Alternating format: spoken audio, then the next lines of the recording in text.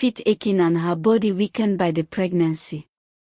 Finally, she reached a secluded spot, surrounded by a bubbling brook and a canopy of leaves that filtered the sunlight.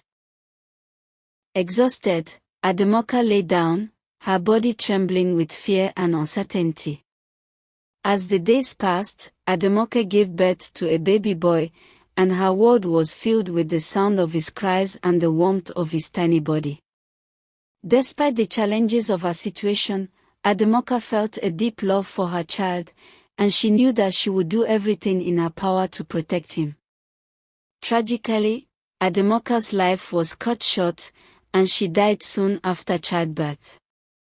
The baby, left alone and vulnerable, was forced to rely on the kindness of the forest creatures for survival.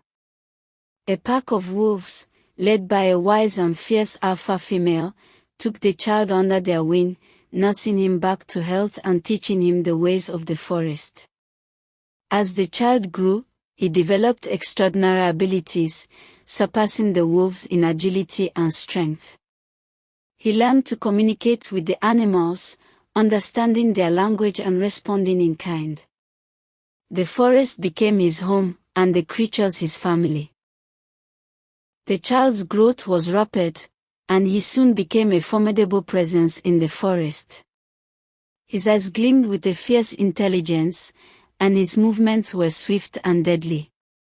The animals looked up to him as a leader, and he protected them from harm, using his unique abilities to defend his new family. Years passed, and the child became a young man, strong and confident. He had grown into his powers, and his connection to the natural world was deep and profound.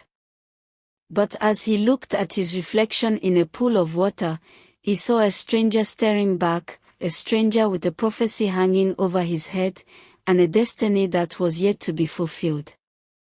The young man's journey was about to take a dramatic turn, as he prepared to leave the forest and confront the world beyond.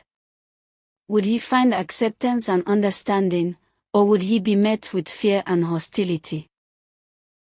The prophecy that had driven his mother from her home still lingered, and the young man knew that he would have to face its consequences sooner or later. The young man walked through the village, his eyes scanning the faces of the people he had heard so much about. He saw the same fear and superstition that had driven his mother away, and he felt a surge of anger and resentment. Why had they rejected her? Why had they believed the priest's prophecy